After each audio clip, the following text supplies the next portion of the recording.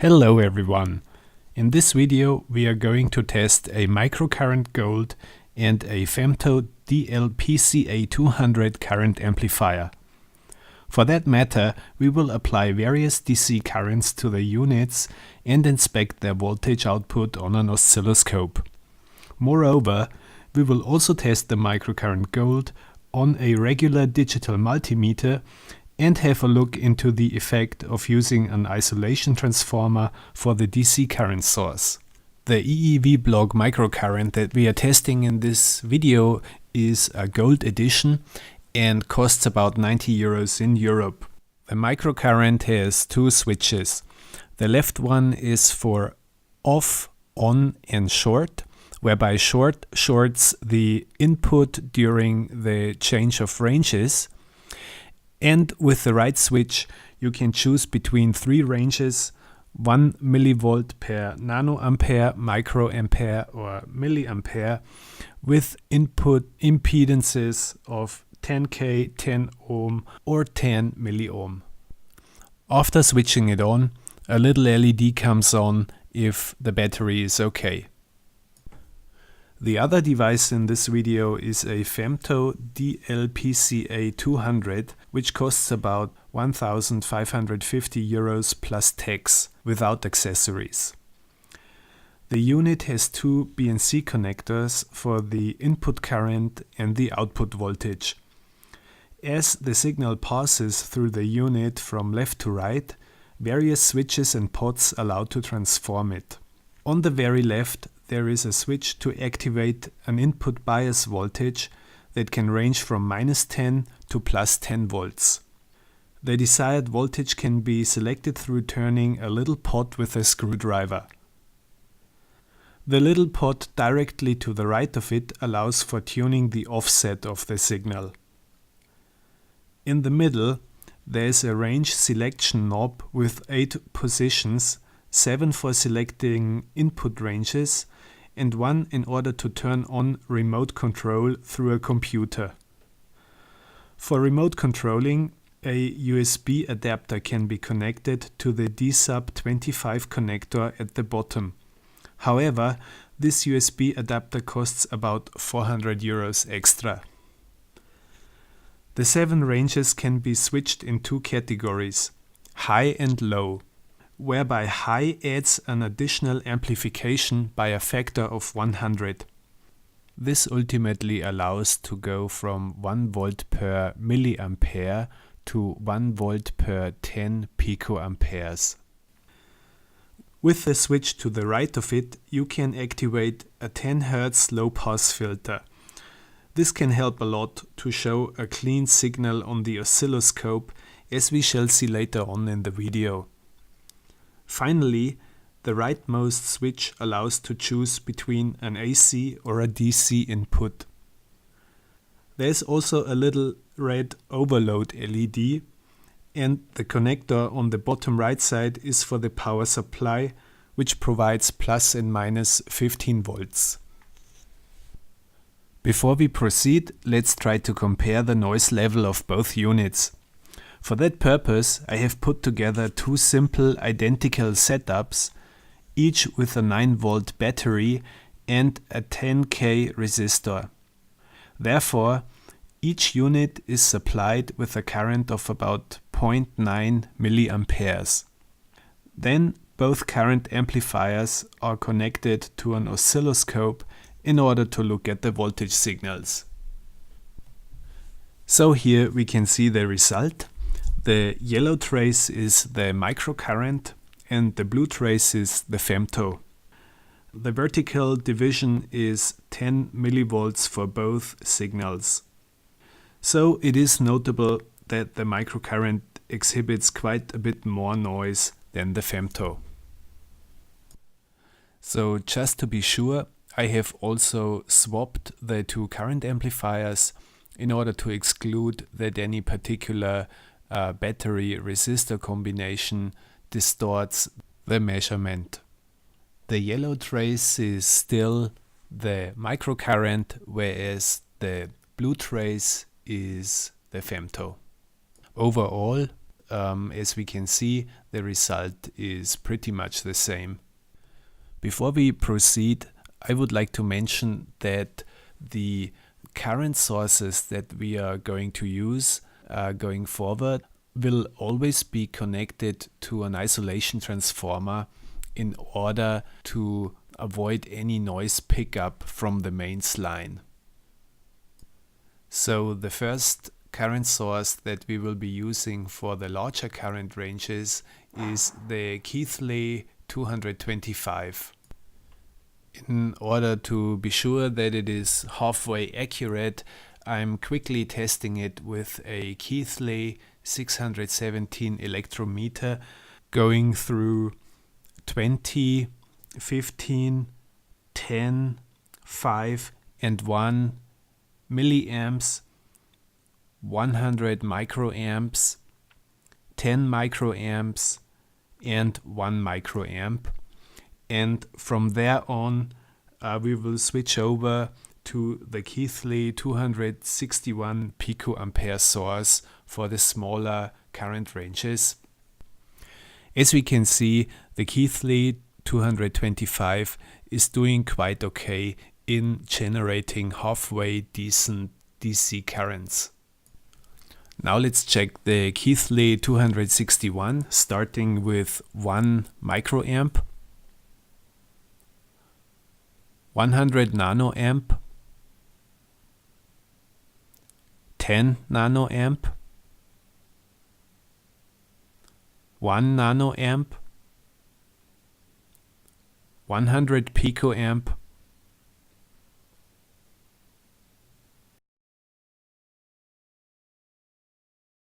10 picoamp,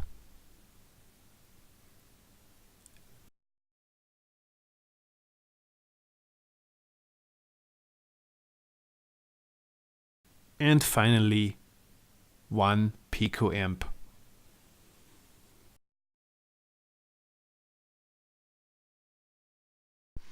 So here we go, 20 milliamps with the microcurrent being on its milliamps range. And we see an average voltage in the lower left corner of the scope of about 20 millivolt as expected. The noise we are seeing is mostly from the current source, even though we are using an isolation transformer. Later in the video we will do a test without the isolation transformer. So let's go to 15 milliamps. Yeah, it's roughly 15 millivolts on the scope. 10 milliamps. It's almost 10 millivolts on the scope. Then 5 millivolts.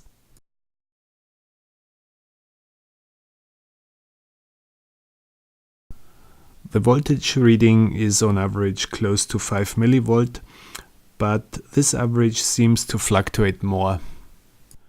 However, with 5 milliseconds horizontal resolution it looks a little more stable. Then let's go down to 1 milliamp. There seems to be even more relative fluctuation of the average voltage, but we are already close to the lower end of the milliampere range. Therefore, let's switch the microcurrent to its microamps range. And indeed, this gives a pretty clean 1 volt average, just as expected. However, I just realized that I forgot to switch back the scope to its 100 millivolt vertical resolution. So just in case you were wondering, no miracle happened that eliminated the noise. So let's do 100 microamps. This basically yields a picture perfect 100 millivolts average. 10 microamps, resulting in a pretty good 10 millivolts average reading with just a little bit of fluctuation. 1 microamp, which should read 1 millivolt, but here it becomes a little bit unstable again, probably because we are at the lower end of the measurement range. Let's switch to the nano ampere range. Then we have again a stable reading of a 1 volt average. However, I had to switch the scope to 500 millivolts vertical resolution because of these peculiar noise spikes. So let's now switch to the Keithley 261 for even smaller currents. So here we are back with the picoampere source, starting off with repeating the 1 microamp measurement. As you can see, we are getting a much cleaner signal than with the Keithley 225, which even allows for going back to 100 millivolts vertical resolution. On average, we are getting a very accurate 1 volt reading.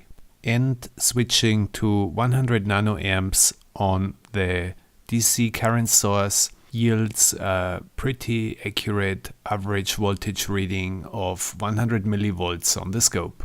Switching to the 10 nanoamps range also still works. However, the fluctuation is already a little bit higher as regards the average voltage reading on the scope, which should be 10 millivolt.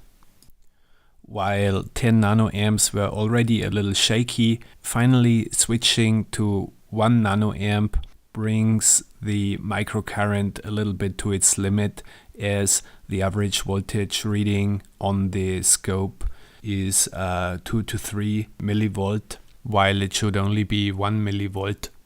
Changing the divisions on the scope unfortunately does not really help anymore in this regard. Now let's check the microcurrent with a regular DMM and start again with 1 microamp, which should yield 1 volt, and it does so pretty accurately. 100 nanoamps are also looking good. And here we have 10 nanoamps, which shows slightly less than 10 millivolts, however, still looking good. 1 nanoamp is showing about half a millivolt. And just for the fun of it, let's continue with 100 picoamps. 10 picoamps. And finally 1 picoamp. Now I have removed the isolation transformer and we are back here with 1 microamp on the microcurrent in its smallest range. You can see that there's a lot more mains line noise now, but the microcurrent is still providing the correct reading of on average 1 volt. Also 100 nanoamps are working pretty well even without the isolation transformer. The same is true for 10 nanoamps. However, at 5 nanoamps the fluctuation is getting a little bit higher, and at 1 nanoamps we are pretty much at the end of the usable measurement range again. Here we are seeing the femto on its milliampere range, with the Keithley 225 outputting 9 milliamperes. On the scope there is a relatively clean trace with regular spikes that are most likely from the power line. The average voltage is 9 volt as expected, pretty accurately, and the femto also has a 10 Hz low pass filter, so let's switch it on. And we see that all noise is immediately eliminated from the signal. Let's switch off the filter and go to 5 microamps. So here we can see the power line noise again, but otherwise pretty accurately 5 volt on average. And we can again switch on the 10 Hz filter, and we do have immediately a pretty clean waveform. So let's switch off the filter and go to 1 milliamp. So here, even without the filter, we only see very minor power supply noise.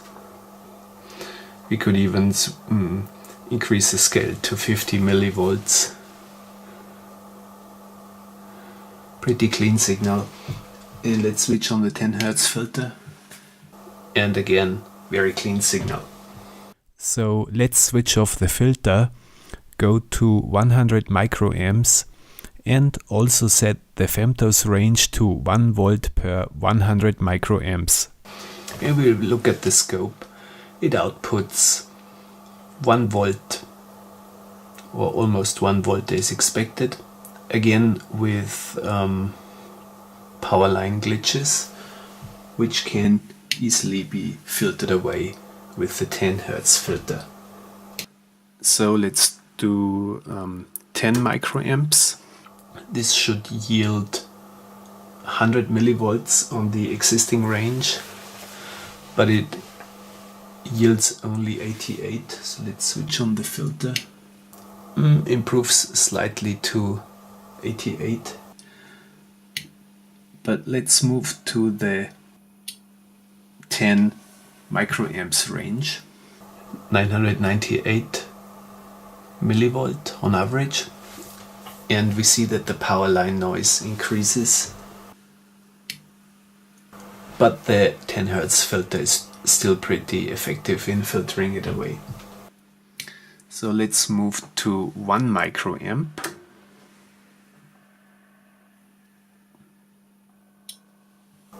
Yet again, the noise increases and the scope has a little bit trouble in picking up the average. So let's maybe change it to 200 millivolt.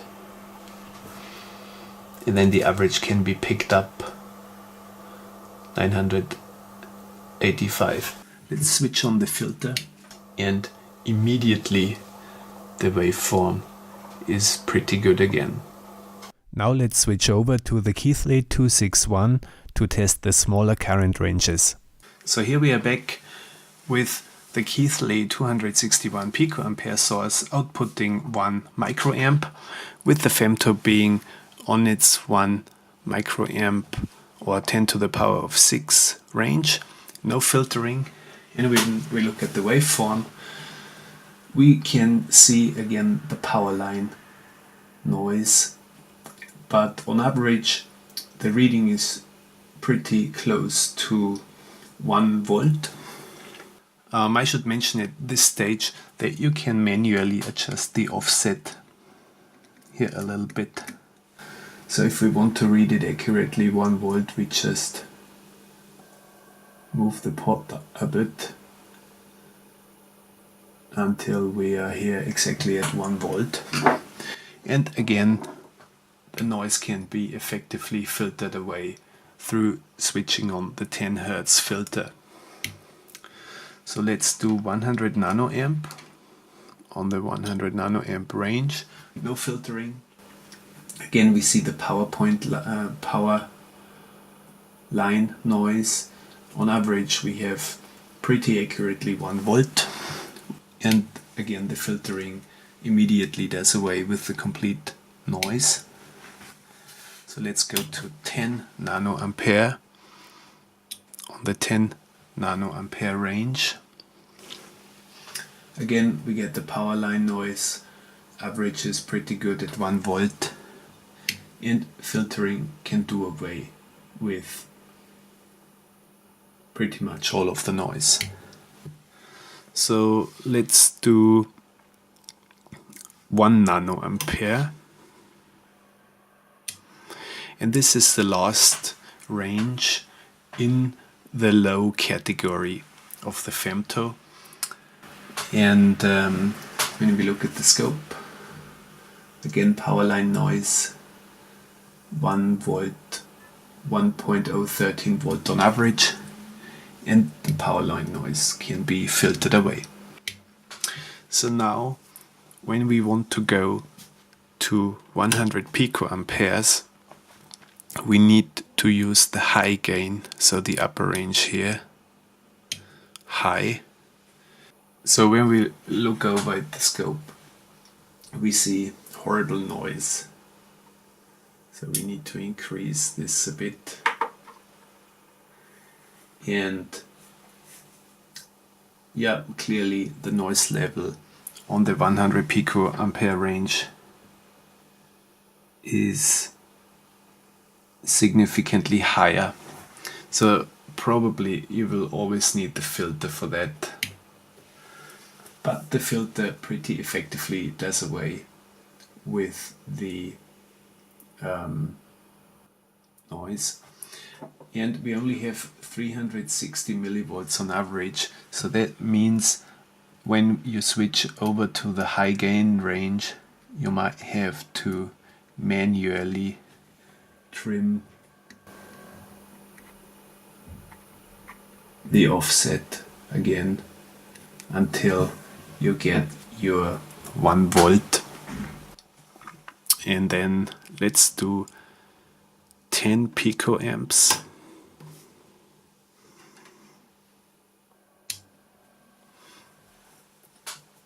And that's pretty good. Let's switch off the filter. Again, pretty noisy without filter. We can even increase the divisions here.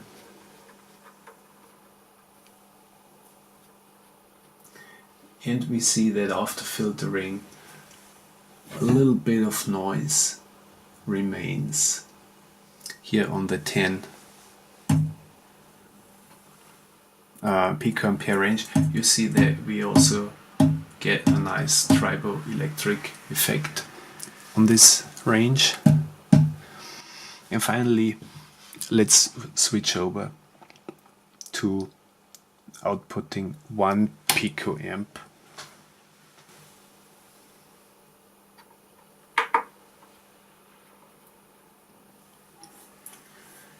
And in principle that should read 100 millivolt, but it reads 160, so there is some noise probably here in the cables. You can see how the waveform moves through triboelectric effect. If I bend and move the cable, or also if I tap the box of the current source.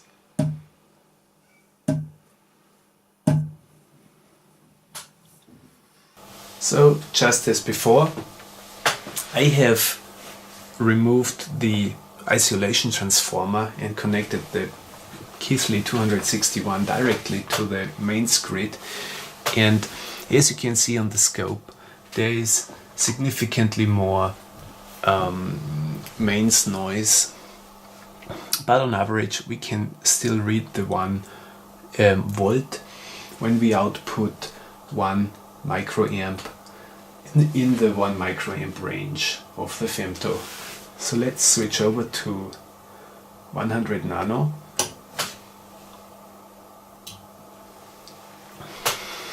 And you can see that the noise level increases, but the filtering is still pretty effective. Let's do 10 nano on the 10 nano range. Yeah, seems like the noise increased a bit again, but it can be very effectively filtered away. Then let's do 1 nano on the 1 nano range. Again, a lot of noise, but if we switch on the filter, the signal looks pretty clean, and the average reading is 1 volt either way, just as it should be. Then let's go to 100 pico, and for that we need to switch to the high gain range here, and again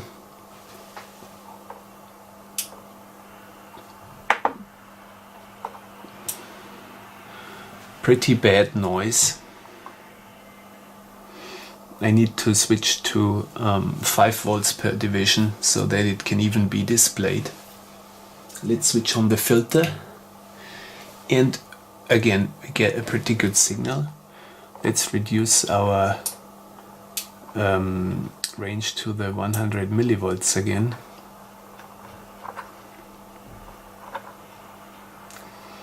And you can see that quite a substantial amount of power line noise remains here on this 100 picoampere range. Then let's go to 10 picoampere.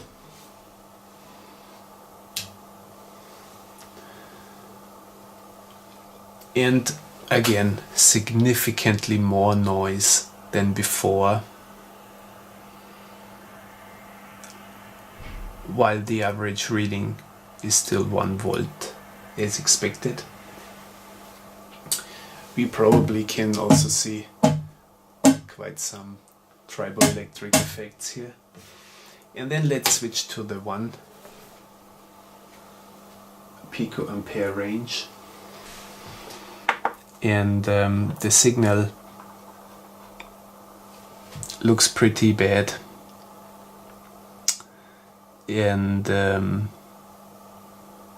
average reading is between 200 and 300 millivolt, and it's all over the place. So in this very extremely small range, the effect of the isolation transformer is apparently pretty important.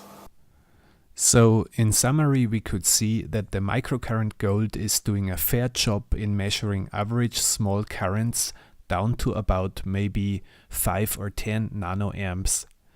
If this is the main use case, it is an attractive product that does not break the bank. Maybe it could be used together with some external filter in order to show clean waveforms on an oscilloscope. Potentially, including a filter could also be a possibility for an improved second edition of the microcurrent. However, if your requirement is to measure very small currents in the pico or even femtoampere range with low amplifier noise and effective filtering, then you will need a more advanced piece of equipment like the femto. Of course, this comes at a significant extra cost. I hope you found this video interesting. If so, please give it a thumbs up. Many thanks for watching.